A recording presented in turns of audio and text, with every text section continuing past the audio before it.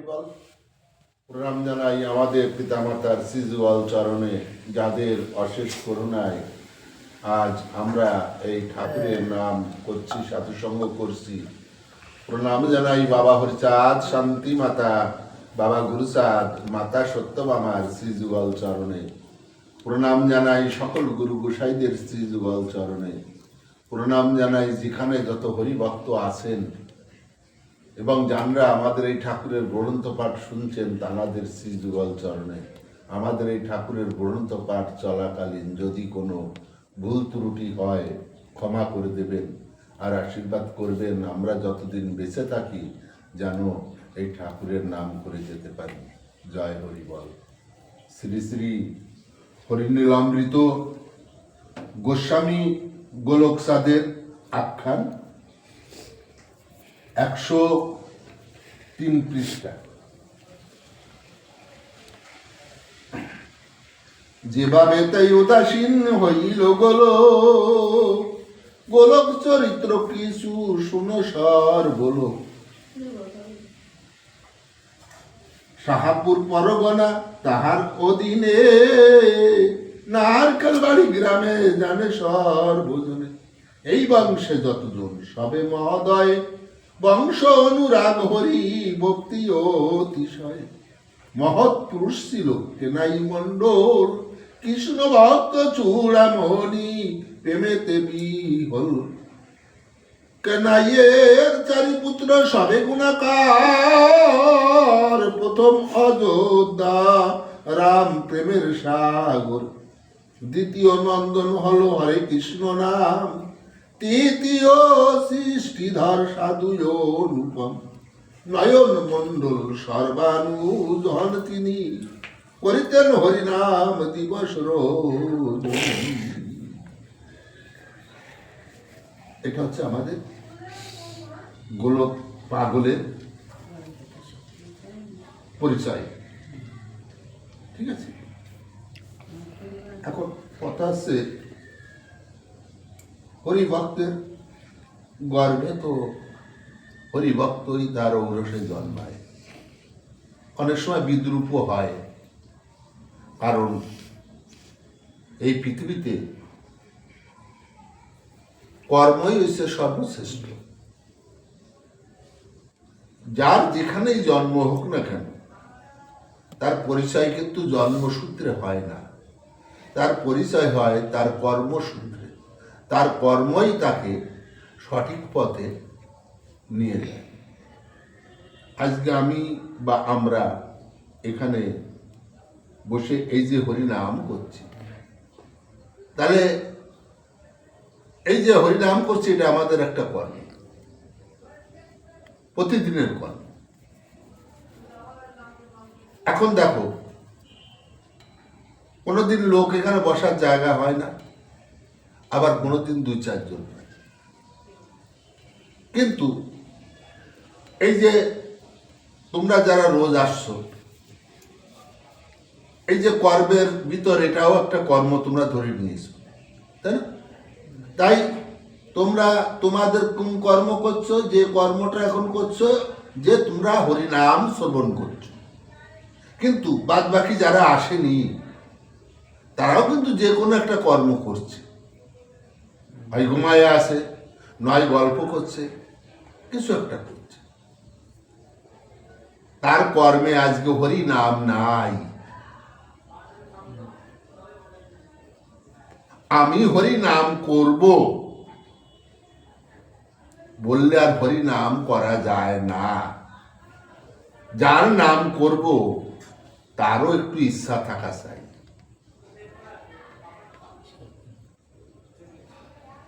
আমি তোমার ডাকে পাগল হয়ে গেলে কিছু যায় আসে না। তুমি যদি আবার না ডাকো, তা আমি তোমার ডাকে পাগল হলি, তাতে কি যায় আসে?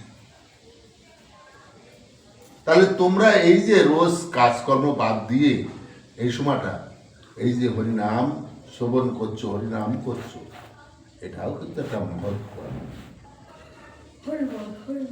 তাহলে এখানে এই বংশে প্রত্যেককে যারা জন্মগ্রহণ করেছে তারা এক একজন মহৎ লোক। ভক্ত লোক।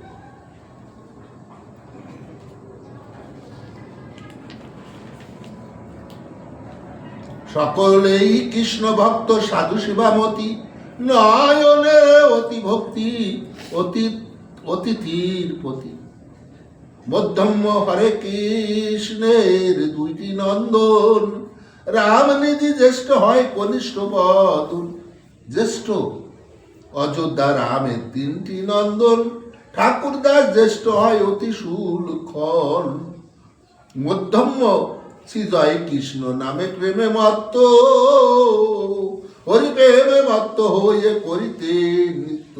সবার কনিষ্ঠ হয় চন্দ্রকান্ত নাম, তিন ভাই হরি ভক্ত জয় বলে জয় রাম। ঠাকুর দাসের তিন পুত্র গুণাকর, জ্যেষ্ঠ রাম কুমার মধ্যম বংশীধর। কনিষ্ঠ গোলকচন্দ্র ভক্ত চূড়ামণি, যার গোর হুঙ্কারে কপিত মেঘ। এই যে গোলক, এই গোলকের হুঙ্কার জগৎ নড়ে, কেঁপে ওঠে। গোলক যখন হুঙ্কার দেয় হরি বলে, তখন এই পৃথিবী নড়িয়ে ওঠে। তাই এখানে বলছে কনিষ্ঠ গোলকচন্দ্র ভক্ত চূড়ামণি, যাহার ঘোর হুঙ্কারে কম্পিত মেদিনী। শ্রীরাম কুমার সংসারের মধ্যে কর্তা, সত্যবাদী জিতেন্দ্রীয় মিষ্টি ভাষী বক্তা। গায়ে কৃষ্ণ বলে কৃষ্ণ করে মহাজনী, বাণিজ্য করেন গিয়ে নৌকার চালানি।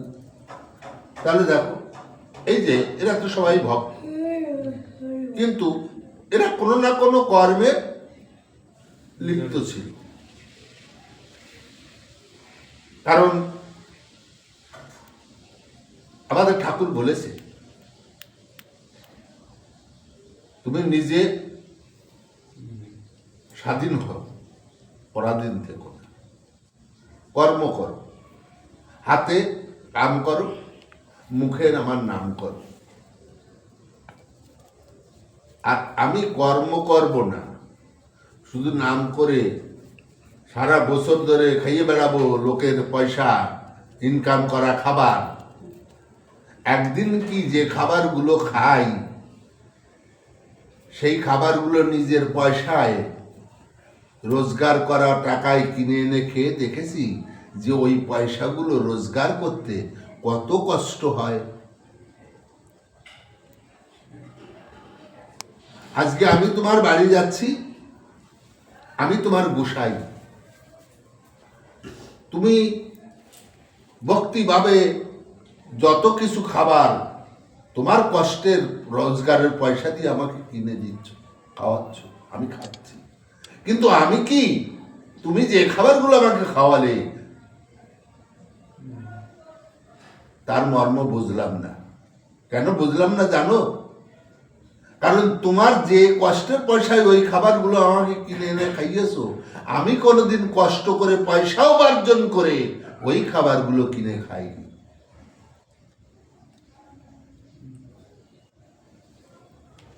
তাহলে দেখো এখানে কি বলছে,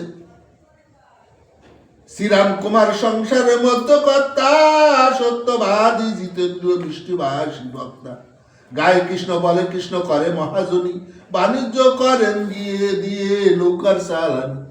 বসে খায় না, ঘুরে খায় না, প্রতিপত্তকে এরা ভক্ত লোক নিজেরা কর্ম করে খায়। বংশীধর বংশধর অতি বিশিষ্টাচারী, সত্যবাদী জিতেন্দ্রীয় ধর্ম অধিকারী। কবু নাই অনাচার সংসারের সংসারী, সবে মানে রাজস্থানের সত্য দরবারি।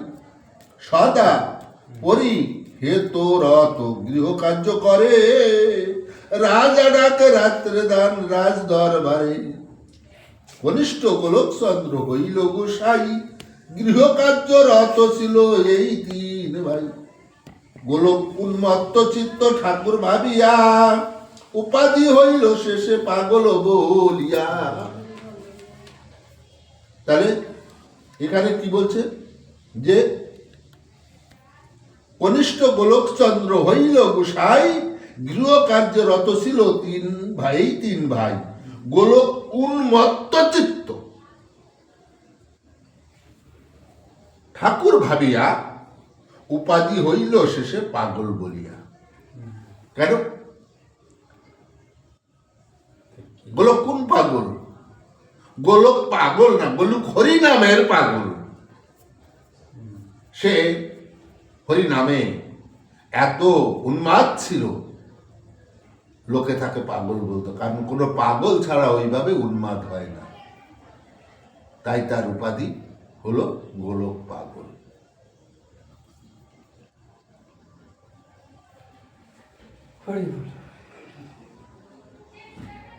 ধান্য ক্ষেত্র কার্যে ছিল বড়ই, কৃষি কার্য করিতেন গোস্বামী গোলক। ধান্য ক্ষেত্রে কার্য ছিল বড়ই পারক।